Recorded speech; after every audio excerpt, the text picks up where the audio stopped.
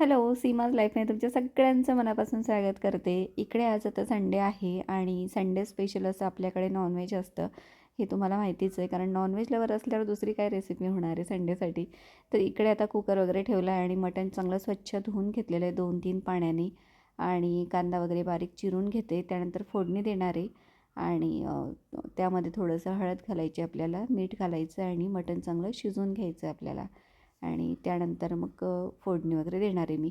तर एक 3 ते 4 शिट्ट्या घेते मी. आता कुकरमध्ये तेल टाकलेलं आहे आणि त्यामध्ये थोडंसं जिरे घालायचं आहे आपल्याला. तमालपत्र घातले मी एक आणि कांदा घातलेला आहे. छान असं फ्राय झालं की हळद घालायची आपल्याला आणि त्यामध्ये मटण घालून द्यायचं आहे. तर इकडे आता फोडणी झाली की मग आपण वाटण वगैरे तयार करायला घेणार आहेत. फोडणी पण आता आपली तयार झालेली आहे. त्यामध्ये मटण घालायचं आपल्याला, छान असं परतून घ्यायचं आहे आणि मटणाला शिजायला पाणी लागेल एवढं आपल्याला घालून द्यायचं आणि 3 ते 4 शिट्ट्या घ्यायच्या आहे. एका बाजूला इकडे मी भात पण लावून दिलेला आहे, म्हणजे मग पटकन होऊन जातो स्वयंपाक.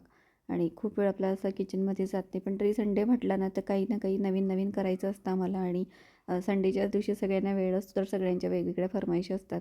तर इकडे आता म्हटलं एका बाजूला ठेवून देऊया दुसऱ्या गॅसवर आणि इकडे मी आता बाकीचं करायला घेते आहे. म्हणजे इकडे मला ना आता जरा वाटण वगैरे तयार करून घ्यायचं आहे भाजीसाठी. तर कांदा वगैरे कट करून घेते आणि कांदा चांगला भाजून झाला की मग आपण त्यामध्ये लसूण, आल्याचा तुकडा, त्यानंतर खोबरं पण आपल्याला भाजून घ्यायचं आहे, धणेपूड, या सगळ्या गोष्टी आपल्याला घालायच्या आहे त्यामध्ये आणि छान असं भाजून घ्यायचं आहे आणि काळं वाटण आपल्याला तयार करून घ्यायचं आहे.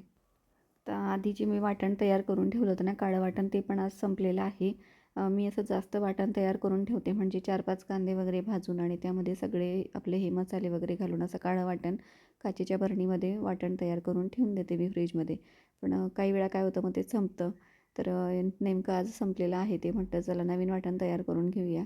तर या ठिकाणी आता कांदा वगैरे भाजायला ठेवलं आहे आणि इकडे मी ना एका बाजूला म्हटलं चला आता आपलं हे पण संपलेलं आहे, म्हणजे भाजीमध्ये टाकण्यासाठी जे मी तयार करत असते पीठ, तर ते पण संपलेलं होतं, तर ते पण करून घेऊया म्हटलं. तर इकडे आता हरभऱ्याची डाळ घेतलेली मी आणि त्या 1 वाटी आणि त्यामध्ये अर्धी वाटी आपण तांदूळ घालायचं. तर आधी आपण ना हरभऱ्याची डाळ चांगली भाजून घेऊया आणि त्यामध्ये नंतर मग तांदूळ वगैरे घालून ते पण भाजून घ्यायचे आपल्याला. तर खूप छान लागते हे. असं आपण घातलं ना भाजीमध्ये, उकळी आल्यानंतर त्याचं आपल्याला पाणी घालून छान असा घोळ तयार करून घ्यायचा आणि याच्याने भाजी घट्ट पण होते आणि टेस्ट पण खूप छान येतो. म्हणजे डाळ्या किंवा मग डाळीचं पीठ भाजून घालण्यापेक्षा हे एकदा करून ठेवलं ना डबा भरून, तर मग भरपूर दिवस जातं आपल्याला आणि याच्यामुळे भाजी जास्त घट्ट होते मस्त. तर टेस्ट पण छान लागतो. तर म्हटलं चला आज हे पण करून घेऊया, आता वेळ आहे. तर आता भाजून झालं आहे आपलं आणि आपण काढून घेऊया ते ताटामध्ये. थोडं गार झालं ना की मग त्याला आपण मिक्सरला बारीक करून घ्यायचं आहे. तर इकडे आता गार करायला ठेवून देते ते आणि तोपर्यंत म्हटलं चला आता इकडे आपलं मटण जर का शिजलं असेल तर ते पण फोडणीला देऊया म्हटलं. तर गार झालं आहे, वाटून घेतलेलं आहे मी आणि बघू शकताय मस्त असं एकदम खमंग असा वास येतो डाळीचा भाजल्यानंतर आणि वाटण तयार केल्यानंतर. तर छान आता म्हटलं डब्यात वगैरे भरून घेऊया आणि इकडे आता डब्यात काढून घेते मी ते. आणि त्यानंतर त्याच भांड्यामध्ये मला वाटण पण तयार करायचं होतं, काळं वाटण. तर एका बाजूला बघू शकताय ते मी भाजून वगैरे ठेवलेलं आहे. त्यामध्ये कोथिंबीर घातली, धनेपूड घातली आहे आणि लसूण, आलं, त्यानंतर कांदा आणि खोबरं असं भाजून आपण ते वाटण तयार करून घेतो आणि फोडणी देताना मग त्यामध्ये मसाले वगैरे मी घालणार आहे.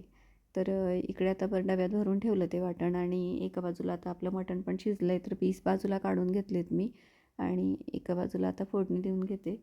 तर तेल घातलं आहे, त्यामध्ये आपण जिरे घालायचं आहे, त्यानंतर काळं वाटण आपलं घालायचं आहे त्यामध्ये आणि छान असं परतून घ्यायचं आपल्याला. परतून झाल्यानंतर त्यामध्ये आपल्याला बाकीचे मसाले घालायचे. आता याला छान असं परतून घेऊया तेल सुटेपर्यंत. आणि आता इकडे मटण थोडं जास्तच होतं, तर म्हटलं थोडं सुकं पण बनवूया म्हटलं, तर म्हणून मग मी बाजूला काढून घेतलं आहे ते. तर इकडे आता हळद घातलेली आपण वाटणामध्ये आणि त्यानंतर मग मसाले वगैरे घालणार आहेत आपण. तर लाल तिखट, गरम मसाला असं एकत्र होतं ते घातलेलं आहे आणि घरचाच आपला गरम मसाला होता तो घातलेला आहे, लाल तिखट घातलेलं आहे आणि छान असं परतून घ्यायचं आहे तेल सुटेपर्यंत याला पण. कारण मसाला असा छान परतून घेतला ना की मस्त भाजी येते अगदी. तर इकडे आता वाटण चांगलं आपलं परतून झालेलं आहे.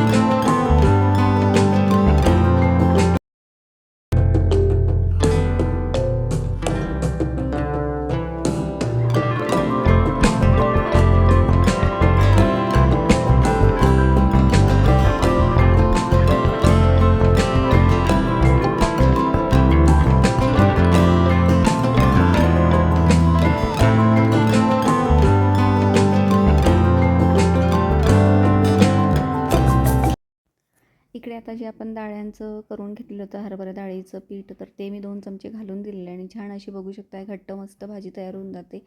आता उकळी आली आणि कोथिंबीर टाकली की आपली भाजी रेडी होणार आहे.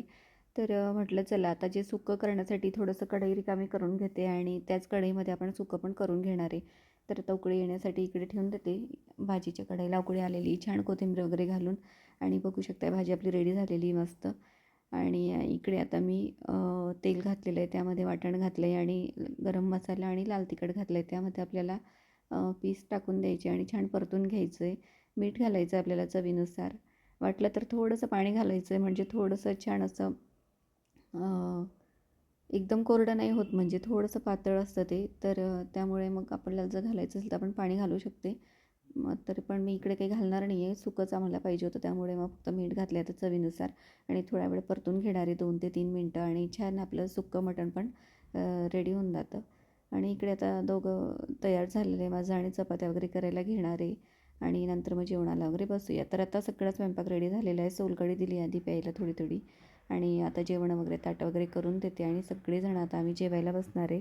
तर फ्रेंड्स आजचा ब्लॉग इथंच संपवते आणि तुम्हाला ब्लॉग कसा वाटला नक्की मला कमेंट्समध्ये सांगत जा आणि बेल आयकॉन प्रेस करून ठेवा, म्हणजे नोटिफिकेशन तुम्हाला वेळोवेळी येत जाईल आणि अशाच व्हिडिओला लाईक करा, शेअर करा, गोड गोड कमेंट्स करा आणि भेटूया पुढच्या व्हिडिओत.